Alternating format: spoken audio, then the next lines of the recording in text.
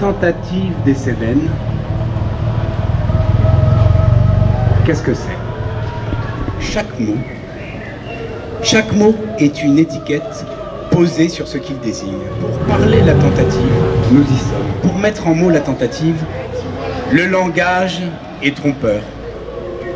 Et chaque étiquette masque une partie de la chose désignée. C'est pour qui une fontaine est une fontaine ou une église est une église. J'en vois d'autres, plus circonspects, qui se disent oui, pourquoi pas.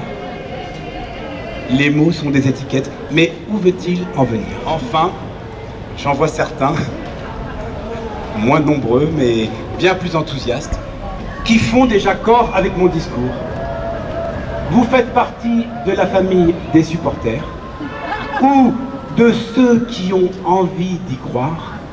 Je peux vous dire tout et n'importe quoi, car vous êtes prête à vous laisser mener en bateau. Vous êtes aussi prêts à nous suivre sur les chemins de traverse. Alors on le voit bien, si le langage est cet endroit tout-puissant, qui nous rassemble, qui nous réunit, qui nous définit, nous, êtres de parole, c'est aussi ce qui nous sépare, nous clive et nous range irrémédiablement.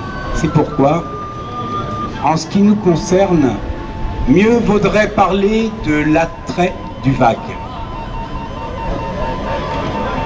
Vague, c'est le mouvement de la surface de l'eau. Ce que l'esprit a du mal à saisir. Alors que vaguer, ça serait aller au hasard. C'est donc dans cette ouverture à ce qui nous échappe, dans cette faille de la conscience, que pourrait poindre la tentative. Alors, après s'être secoué le corps, après avoir déroulé la langue, nous allons partir ici et maintenant à la rencontre de ce qui nous est proche et pourtant fondamentalement étranger. Nous allons cerner un espace, tramer un réseau, tenir, esquiver, progresser, disparaître.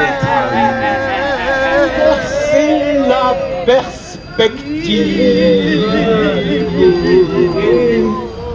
Nous ferons apparaître, peut-être, la trame de ce que Fernand Deligny appelait un espace commun primordial. Une paire de yeux plein de dents, une queue, des appartements avec des une gens, paire de lunettes, des gilets jaunes fluo, Tout un un tas de téléphone choses. portable, une veste rose, un beau pantalon jaune.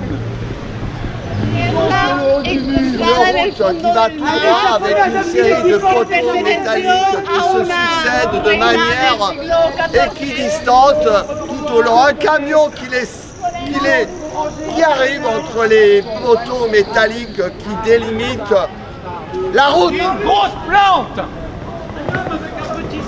une tentative de permaculture, non, interdiction de stationner, un scarabée géant, Des marronniers, et là, une voiture blanche,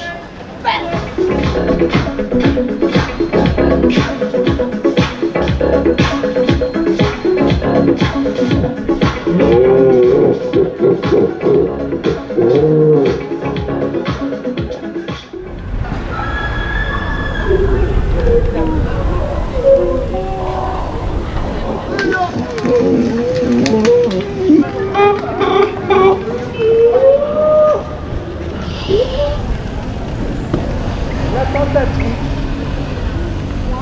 c'est un axe posé à la rencontre des chemins.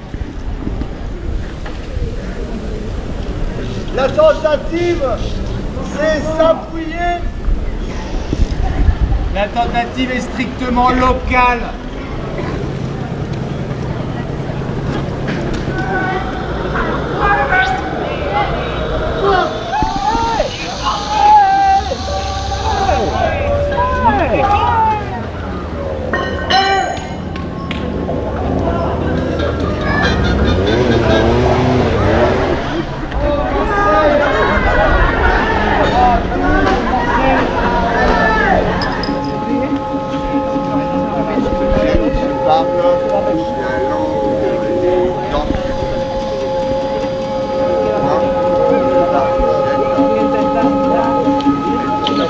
Bleu des lunettes, le blanc.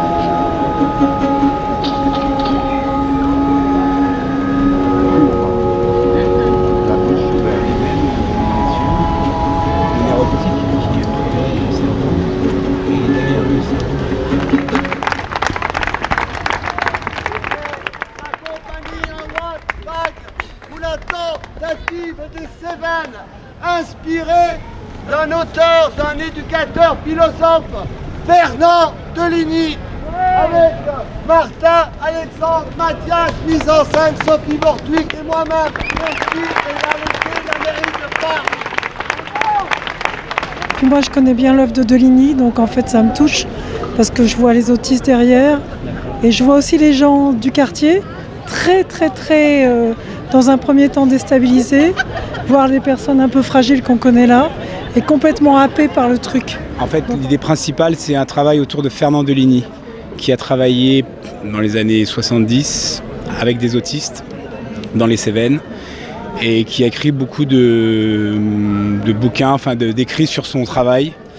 Et donc nous, on s'inspire de son œuvre. L'idée, c'est de remuer la place et remuer les gens qui sont dedans pour qu'ils partent de là avec une idée de tentative en tête.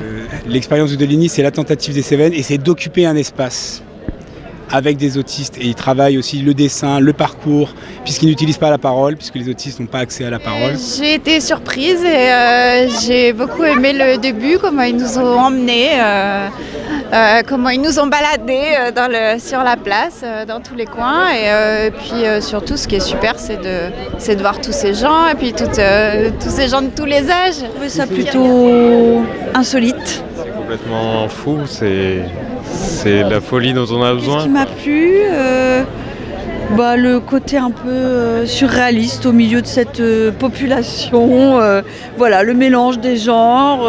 Moi ça me touche en tout cas, et aussi cette histoire des étiquettes. Les mots ont des étiquettes, mais si on enlève l'étiquette, il y a autre chose. Et l'humour, et puis leur poésie. J'ai beaucoup aimé leur sensibilité. Oui, je n'ai pas tout compris, mais c'est ça qui était intéressant. C'était très surprenant, très agréable. Et on a parlé à plein de gens du quartier pour le coup. Parce que ça change le regard sur le quartier, sur comment on vit, et voilà.